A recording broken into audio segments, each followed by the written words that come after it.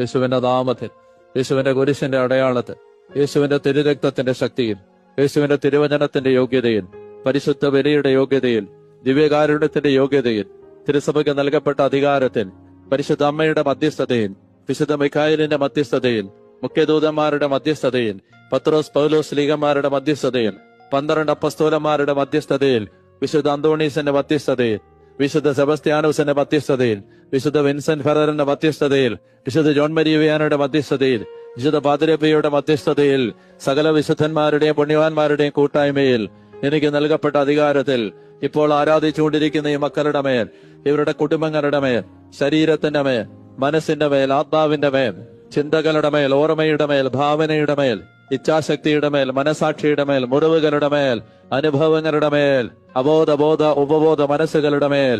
കർത്താവായ യേശുവേ, കാലാകാലങ്ങളായി ആധിപത്യം ഉറപ്പിച്ചിരിക്കുന്ന അന്ധകാരങ്ങളെ യേശുവിന്റെ നാമത്തിൽ, യേശുവിന്റെ കുരിശിന്റെ അടയാളത്തിൽ